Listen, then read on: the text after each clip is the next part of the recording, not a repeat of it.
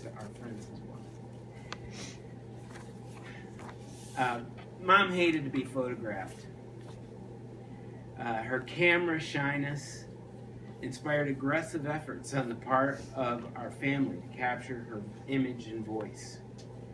So it's not really surprising that she would never let herself be videoed telling the history of our family or other memorable moments of her life. Sometimes it was like if you took her through Lafargeville, the Lafargeville loop played. If you took her over to Chameau, the Chameau loop played. You could never get her to commit to putting it down on camera. But she was a sucker for her grandchildren and great-grandchildren. So it's not surprising that the only interview she ever gave was to her then 4-year-old granddaughter, Abby. Where's Abby? And that video revealed more about my mother than just that she loved her grandkids. I'll read you a portion of the dialogue. Abby, what did you do? Mom, I worked in my home. What did you do there? I cooked and cleaned and sewed. Did you get lonely? Oh no, I kept busy. Oh, do you have any good talents?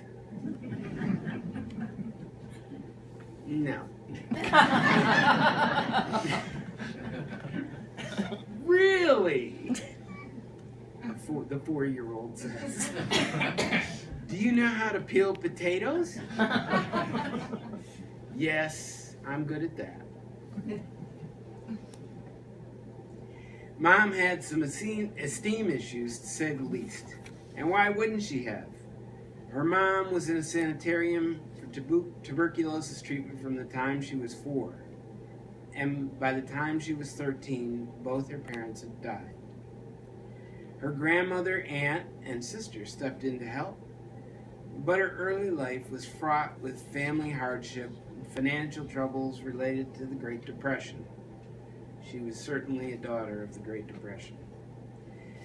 Despite hardships she endured, she took great pride in her Timmerman family and in the family she and my dad built together.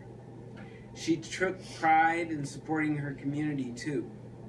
Mom helped with the 4-H and Girl Scouts, and I'm sure many other things that I couldn't remember. But she participated in a bridge club, more than one actually, and helped anyone in Dexter who needed help. She was a Lutheran who married a Catholic. She kept a promise to raise her kids Catholic, and despite never becoming a member of the Catholic parish or attending church there except for weddings and funerals, she made sure none of her children ever missed a Sunday service or showed up in any outfit but their Sunday best. And no Catholic dinner event was complete without Mom's Lutheran scalloped potatoes, baked beans, cookies, pies, or sweet rolls. She was always baking for sick neighbors or families who lost a loved one. Later, when she attended the Presbyterian Church in Dexter, she always tried to help out with their functions by providing baked goods and sweet treats. Even as her health deteriorated, Mom lived to send out banana bread, fudge, and cookies. Mom, what are you going to do with those 7 banana breads? Well, I need you to deliver them here, and okay, got it, okay. In her home, away from home at the summit, she was always ready to go shopping still. After all, she'd need something to offer family and friends who visited. In her retirement years, she and my dad helped out more elderly folks with mowing and tilling their gardens and taking them to the doctor visits and sending covered dishes. It was what people were supposed to do. and she taught her children to live by her code. I don't feel I've ever been as generous as she was, but my sisters have certainly inherited her giving ways. It was after her children had grown that Mary began her second career in the health office at Dexter Elementary School. By all reports, she was still a soft touch for children, grandchildren or not.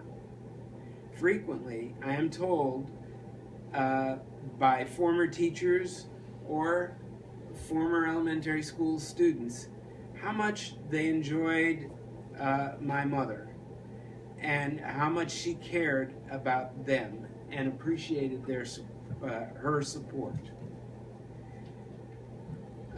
My mom and dad loved square dancing, but the most prominent leisure time tradition in our family was playing cards. From the time we learned our numbers, we played Go Fish in concentration. Then she taught us other card games. She continued playing cards with family and friends. Rummy, Kings on the Corner, Skip-Bo, Pinochle. Oh, hell, I can't remember that one, but it was something that was, she liked, you know, you could frustrate your opponent with. Bridge. She loved bridge. She and my dad played bridge. Her great friend, Pat, and she had several binders full of Pinochle scores, and you know, they had a years-long running competition. Mom played cards all her life. Even this spring, she continued to play and win Kings on the Corners with us when we go up there. I must admit, though, Mom, I know you cheated. Throughout her life, Mary was a bit of a character. She was known for saying a certain three-letter word. O-S-H-I, she'd say. As time went on, she remembered that fourth letter, and then wrapped her arms around saying the word instead of spelling it, and adding other embellishments. She'd be mortified to think that I was telling you all this. But the truth is, she did have her moments. And she enjoyed a good off-color joke. Not to worry, I'm not going to tell the joke. But think back, family. When Betty's daughter, Julie, brought her fiance, Bob, to meet the fam one Memorial weekend. They always went to spend at Betty's. My mother decided that was the time to tell this joke.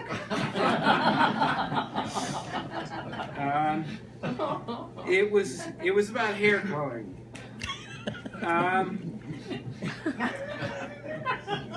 Bob's reaction put it all in perspective. I can see his face as he turned to Julie and said, "Mom." No, Julie. Sorry. Or Julie, yes. Did your mother just say... Your grandmother just say yes. Right. Mom was pretty straight in public, I think. But, I mean, I don't know. But with her family and her friends, she was colorful and a good audience for humor. Dick Lawley has more than a few stories on this topic, but I digress. In recent years, even as her health deteriorated, her zest for life didn't falter. She climbed ladders, weeded the gardens, enjoyed shopping trips to Watertown with her friend Thelma. Cross your fingers, here they go. Thelma reminded me last night that when they get back, they'd have to sit in the driveway for a while because neither one of them could get out of the car.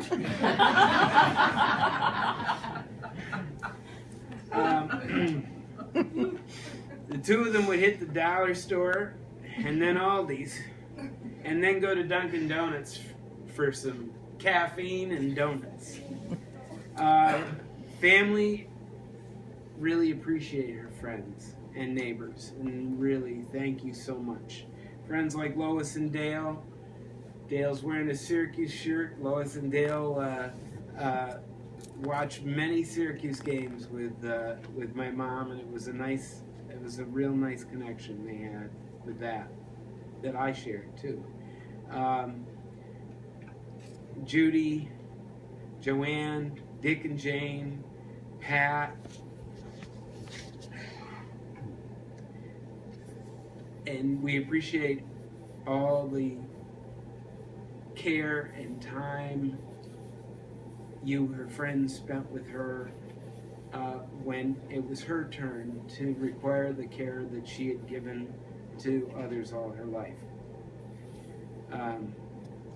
She could hide her pain better than anyone I knew, but she suffered great pain during her life from loss, from blood clots, from broken bones, and from shingles, which somehow she managed to have for years and years. The quality of her life deteriorated recently as her dementia progressed, but she had fought that bravely too. For a long time, her indomitable zest for life prevailed regardless of the risks she took. Neither family, nor friends, nor caregivers could get that woman from walking the aisles in Price Chopper, or climbing stairs, or cleaning the cellar, or picking lilacs on a ladder, or anything else she set her mind to. So it was not a surprise when she finally broke her hip. It seemed as though nothing could stop her until it did. Mom taught us that any job worth doing must be done well.